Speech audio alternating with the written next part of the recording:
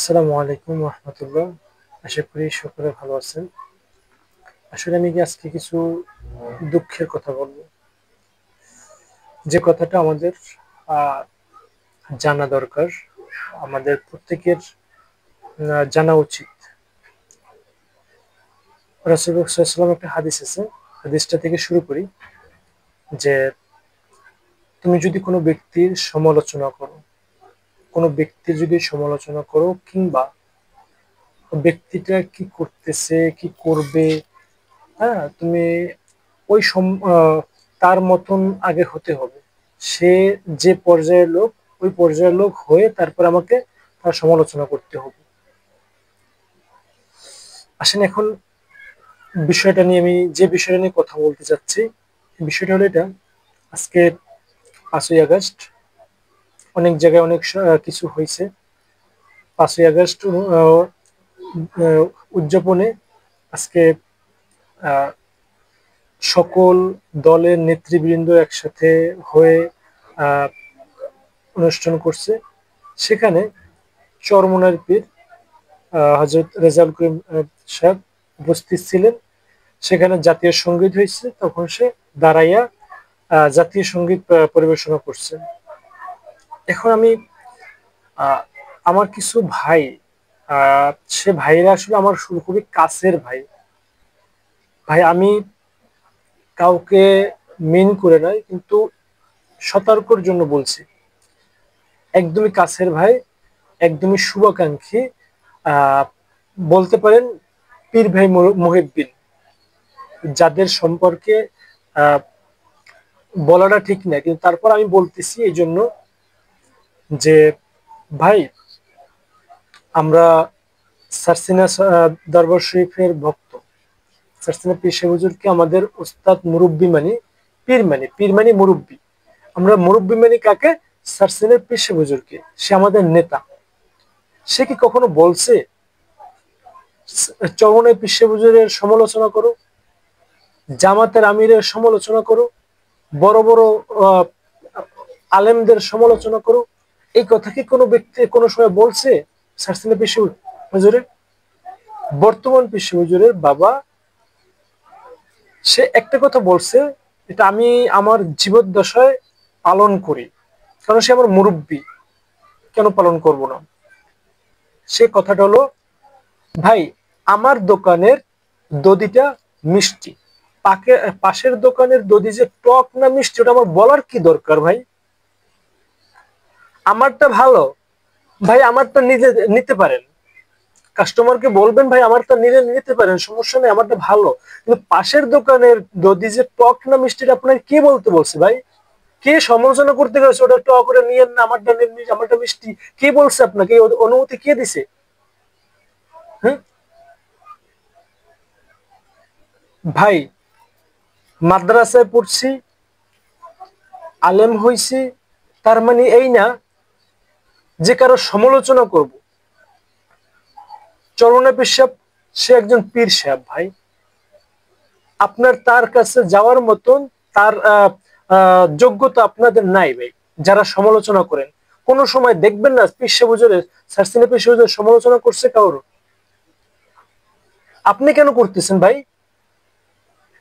আমরা পড়ে রয়েছি কোন জায়গাতে যে মিলাদ যদি দাঁড়াইয়ে পড়ি তাহলে সমস্যা হয়ে যায়। এখন দাঁড়াইয়া দাঁড়াইয়া জাতীয় সঙ্গীত বলছে, তাতে সমস্যা হয় না? আপনাকে কি বলছে পীর সাহেব হুজুরে দাঁড়াইয়ে পড়লে সমস্যা হয়ে যায়, আপনি কাফের হয়ে যাবেন? ওটা যারা বলে তাদেরকে বলবেন। তার মানে এই জন্য যে আমাদের রবীন্দ্রনাথ ঠাকুর, সে একটা জাতীয় সঙ্গীত লিখছে, আপনার প্রত্যেকটা দেশের একটা জাতীয় সঙ্গীত থাকে, লিখছে, আছে, এখন কি সে গাইবো না? সে দাঁড়াইবো না? মানে আপনারা কি বুঝাইতে চাচ্ছেন? আপনি তার সমালোচনা করতে চাচ্ছেন?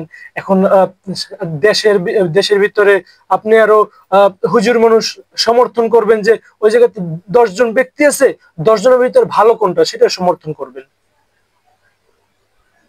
10 জনের ভিতরে ভালো কোনটা সেটা সমর্থন করবে।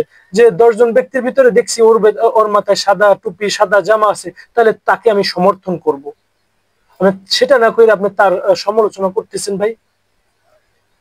হ্যাঁ,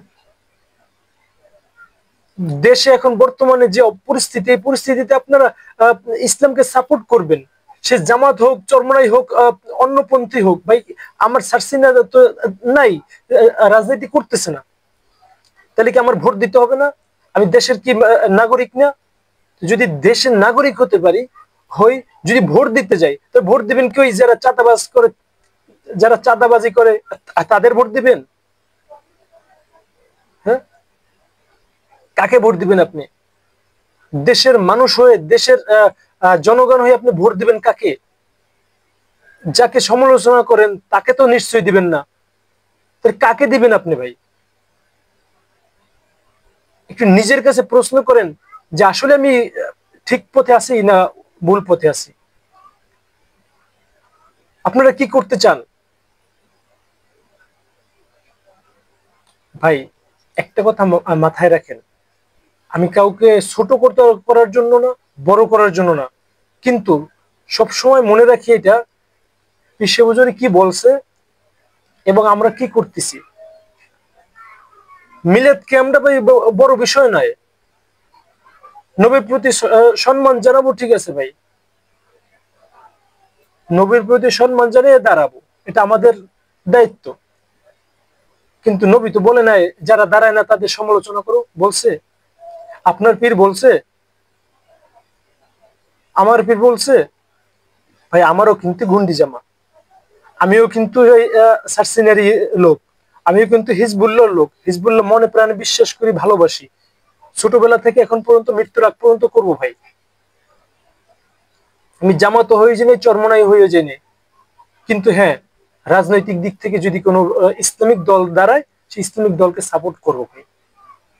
যদি কোনোদিন ভোটটা দিতে যাইতে পারি, যদি আল্লাহ তৌফিক দেয় ভোট দেওয়ার, তো ইসলামিক দল যেটা দাঁড়াইবো ওইটাই ভোট দিতে হবে ভাই।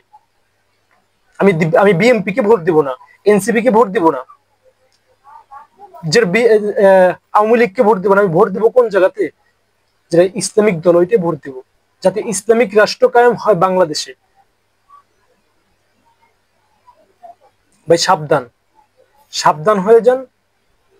নিজেদের ভিতরে নিজেরা উপরে আছি, নিচে নামাইয়েন না। সবাই কিন্তু যায় সার্সিনা পিসি হুজুরের সাথে দেখা করতে, সার্সিনা পিসি হুজুরকে ভালোবাসতে, সার্সিনা পিসি হুজুরকে সম্মান জানাইতে, পিসি হুজুরকে যে নিচে নামাই দিয়েন না। সাবধান হয়ে যান। ধন্যবাদ। যদি কারো কষ্ট লেগে থাকে ভাই ক্ষমার দৃষ্টিতে দেখবেন, কিন্তু আসলে আমার কষ্ট নিয়ে বলছি। ভালো থাকবেন, ইসলামিক টিএসআর টিভির সাথে থাকবেন। আসসালামু আলাইকুম।